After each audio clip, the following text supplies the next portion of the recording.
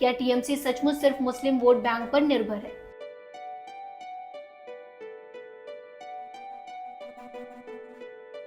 मुस्लिम voter TMC की तरफ क्यों झुकते हैं?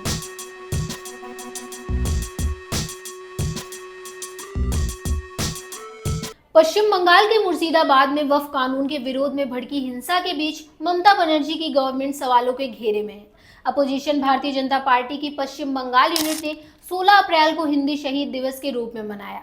वहीं मुख्यमंत्री ममता बनर्जी ने इमाम सम्मेलन कर मुर्शिदाबाद हिंसा को प्लान बताया, बीजेपी को इसका जिम्मेदार ठहराया। आज हम एक ऐसे ही टॉपिक पर बात करेंगे जो पश्चिम बंगाल की राजनीति में चर्चा का केंद्र बना हुआ है। ममता बनर्जी और उनकी पार्टी तृणमूल कांग्रेस टीएमसी पर अक्सर मुस्लिम वोटों पर निर्भरता और एक तरफा पॉलिटिक्स के आरोप लगते हैं, लेकिन क्या ये आरोप पूरी तरह सही है? क्या टीएमसी सचमुच सिर्फ मुस्लिम वोट बैंक पर निर्भर है? और अगर ऐसा है तो इसके पीछे की वजह क्या है? इस वीडियो में हम इन सारे सवालों के बारे में जानेंगे, तो वीडियो को लास्ट तक जरूर देखिएगा।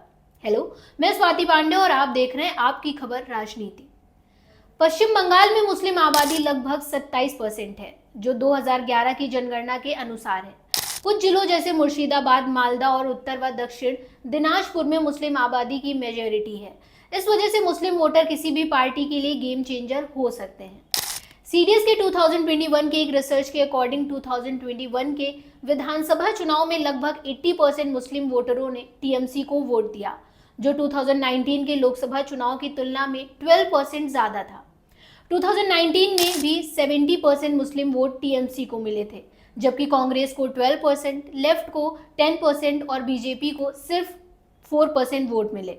इसका मतलब है कि मुस्लिम वोट टीएमसी की जीत में एक बड़ा फैक्टर रहा है। लेकिन सवाल ये है कि मुस्लिम वोटर टीएमसी की तरफ क्यों झुकते हैं? इसके पीछे कई रीजंस हैं। ममता बनर्जी खुद को बीजेपी के खिलाफ एक मजबूत नेता के रूप में पेश करती हैं। पश्चिम बंगाल में जहां बीजेपी हिंदुत्व की राजनीति पर जोर देती है, ममता की सेकुलर इमेज मुस्लिम वोटरों को अट्रैक्ट करती है। टीएमसी की योजनाएं जैसे लक्ष्मी भंडार, कन्याश्री और स्वास्थ्य साथी ने न सिर्फ महिलाओं बल्कि अल्पसंख्यक समुदायों को भी फायदा पहुंचाया है। ममता ने मुस्लिम नेताओं को पार्टी में प्रमुख स्थान दिया है, जैसे सिद्दीकुल्ला चौधरी और फिरहाद हकीम, जिससे मुस्लिम समुदाय में टीएमसी की पैठ बढ़ी है। टीएमसी पर एक तरफा पॉलिटिक्स या लगाए गए मुस्लिम तुष्टीकरण के आरोप कोई नई बात नहीं है। ये आरोप मुख्य रूप से बीजेपी और कुछ अन्य विपक्षी दलों की ओर से लगाए जाते हैं, लेकिन इन आरोपों के पीछे बेस क्या है, आइए जानते हैं। ममता ने 2023 में सागर दिघी उपचुनाव में हार के बाद टीएमसी के मुस्लिम नेतृत्व में बड़ा फेरबदल किया। उर्दू बोलने वाले फिरहाद हकीम की जिम्मेदारी कम की गई, जबकि बंगाली मुस्लिम नेता सिद्दीकुल्ला चौधरी को मालदा, मुर्शिदाबाद और दक्षिण दिनाजपुर जैसे मुस्लिम मल्टीपल जिलों की जिम्मेदारी दी गई। विपक्ष इसे मुस्लिम वोटों को लुभाने की रणनीति मानता है। ममता ने 2012 में इमामों और मुअज्जिनों के लिए मासिक भत्ता शुरू किया, जिसे 2023 में बढ़ाकर इमामों के लिए 3000 रुपए और मुअज्जिनों के लिए 1500 रुपए कर दिया गया। इसके अलावा माइनॉरिटी डेवलपमेंट बोर्ड जैसी पहल को भी तुष्टीकरण के रूप में देखा जाता है। ममता पर कई बार ऐसे बयान देने का आरोप लगा है जो मुस्लिम वोटरों को एकजुट करने की कोशिश करते हैं। एग्जाम्पल के लिए 2021 में चुनाव आयोग ने ममता को नोटिस जारी किया था, जब उन्होंने कथित तौर पर कम्युनल बेसिस पर वोट मांगने की बात कही थी। अपोजिशन खासकर बीजेपी का आरोप है कि टीएमसी ने कुछ मामलों में मुस्लिम समुदाय के अपराधियों को बचाने की कोशिश की। 2016 में कामदुनी गैंगरेप और मालदा के कलियाचक हिंसा जैसे मामलों में ममता पर कार्रवाई में देरी के आरोप भी लगे हैं। बीजेपी नेता अमित शाह और शुभेंदु अधिकारी जैसे नेताओं ने ममता पर वोट बैंक पॉलिटिक्स का आरोप लगाया है। उनका दावा है कि ममता ने बंगाल को सेंटर ऑफ माइनॉरिटी अपीसमेंट बना दिया है। ये कहना कि टीएमसी सिर्फ मुस्लिम वोटों पर निर्भर है पूरी तरह सही नहीं होगा। ममता की जीत के पीछे कई और फैक्टर्स भी हैं। टीएमसी ने लक्ष्मी भंडार जैसी योजनाओं के जरिए महिलाओं वोटरों को अपने पक्ष में किया है। 2021 के चुनाव में महिलाओं की भारी भागीदारी और टीएमसी को मिले वोट इसका सबूत है। ममता ने बंगाली सब नेशनलिज्म को बढ़ावा दिया। बीजेपी को बाहरी पार्टी के रूप में पेश करके ये रणनीति हिंदू और मुस्लिम दोनों वोटरों को आकर्षित करती है। पश्चिम बंगाल में टीएमसी का संगठन बहुत मजबूत है। पार्टी का कैडर और स्थानीय नेता वोटरों को प्रभावित करने में माहिर है, जो बीजेपी और अन्य विपक्षी दलों से कहीं बेहतर है। 2021 में टीएमसी को मुस्लिम वोटों के अलावा हिंदू वोटों का भी बड़ा हिस्सा मिला।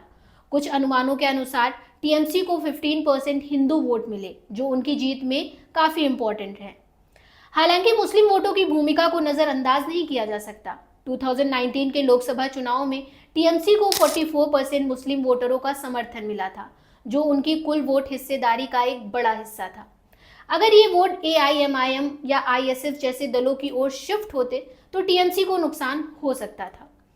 ममता की रणनीति भले ही अब तक कामयाब रही हो, लेकिन उनके सामने कई चैलेंजेस हैं।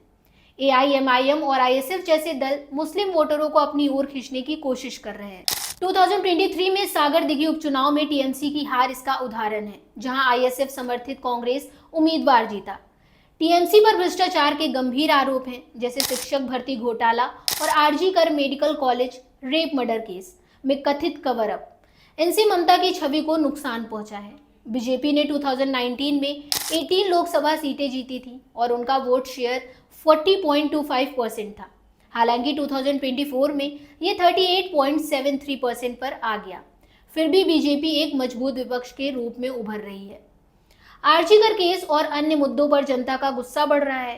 पूर्व टीएमसी सांसद जवाहर सरकार ने अपने इस्तीफा पत्र में लिखा कि उन्होंने ऐसा जन आक्रोश पहले कभी नहीं देखा।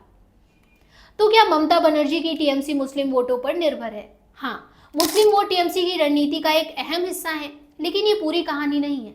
ममता ने महिलाओं, बंगाली अस्मिता और मजबूत संगठन के दम पर भी अपनी जीत सुनिश्चित की है। एक तरफा पॉलिटिक्स के आरोपों में कुछ सच्चाई हो सकती है, लेकिन ये भी सच है कि ममता ने हिंदू और मुस्लिम दोनों वोटरों को अपने पक्ष में रखने की कोशिश की है। आने वाले 2026 के विधानसभा चुनाव में ममता के लिए सबसे बड़ी चुनौती होगी कि वो मुस्लिम वोटों को बनाए रखें, साथ ही हिंदू वोटरों और बाकी समुदायों का भरोसा भी जीतें। भ्रष्टाचार और जन आक्रोश जैसे मुद्दों को संबोधित करना उनके लिए जरूरी होगा। दोस्तों, आपको क्या लगता है? क्या ममता बनर्जी की राजनीति एक तरफा है या ये सिर्फ एक स्मार्ट रणनीति है? अपनी राय कमेंट बॉक्स में जरूर शेयर करें। और अगर आपको ये वीडियो पसंद आया हो तो लाइक करें, अपने दोस्तों के साथ शेयर करें और हमारे चैनल को सब्सक्राइब करना ना भूलें। अगली वीडियो में फिर मिलते हैं, तब तक के लिए नमस्ते।